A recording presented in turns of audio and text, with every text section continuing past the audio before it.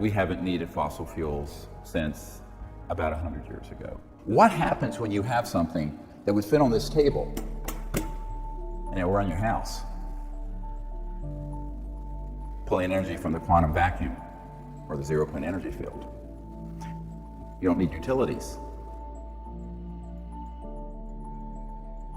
J.P. Morgan famously was reported to have said to Nikola Tesla, when he had a car that had a little antenna on it that was running around where the batteries were charging themselves. J.P. Morgan said, if we can't put a meter on it, we don't want it.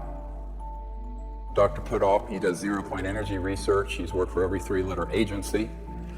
Told me personally that he knew we already had these technologies, but that if he were to bring them forward, he would be killed along with his family and children.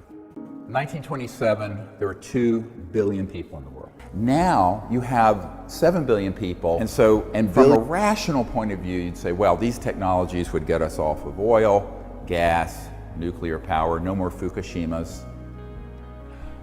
But 99.9% of the people on planet Earth would benefit from this.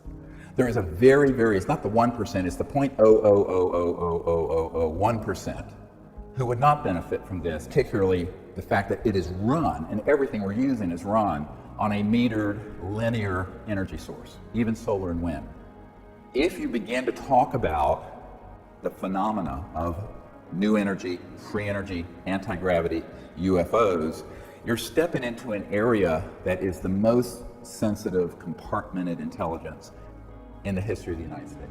First, I want to give you sort of the big picture. And the big picture is that we haven't needed fossil fuels since about 100 years ago. By then, this building, Tesla, Faraday, Maxwell, particularly the Maxwell-Quaternion equations that were chopped off and changed, as you may well know, some of you who are engineers, has resulted in us having an energy sector that requires us to burn something or heat something up to create steam to get us electricity or to run our cars.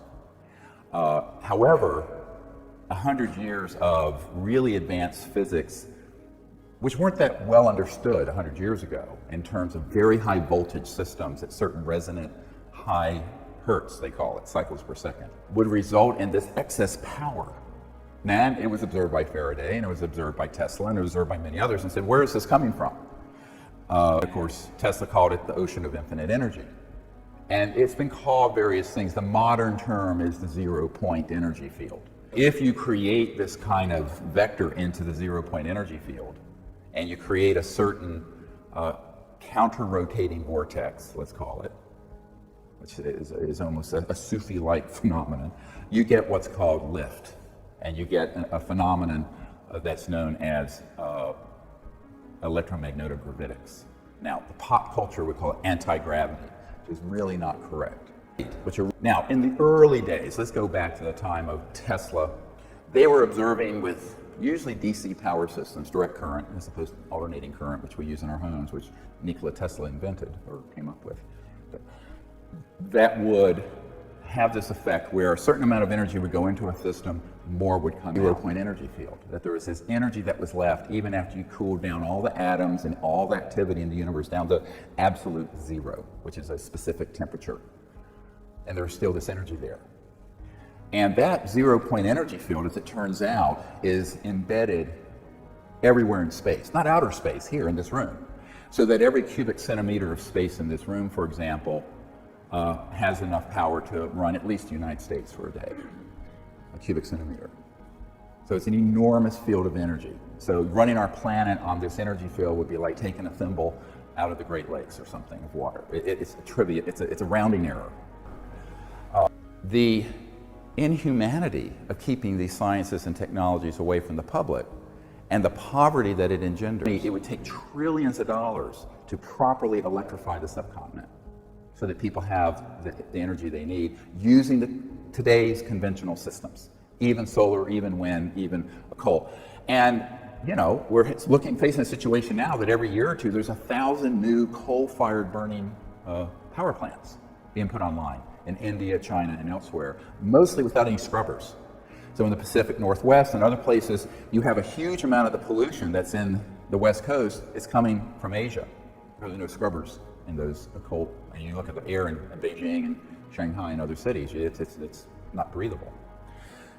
Then you go to the oceans, where you have the Fukushima reactor releasing all this radioactive material, and huge parts of the oceans, because there's all the CO2 going into the oceans, are beginning to die because of the acidity and alkaline levels being upset.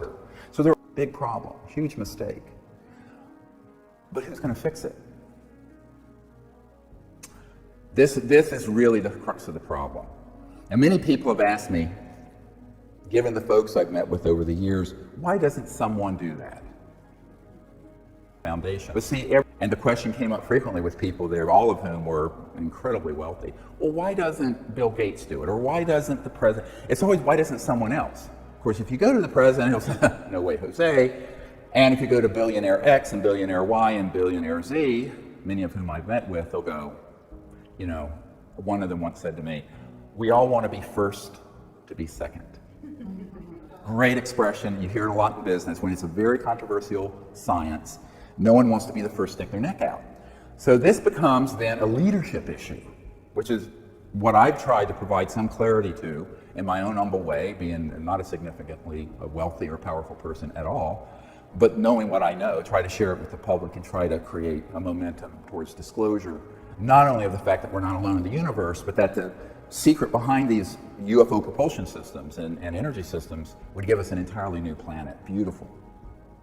But there are stakeholders who are very, very powerful who aren't happy about that.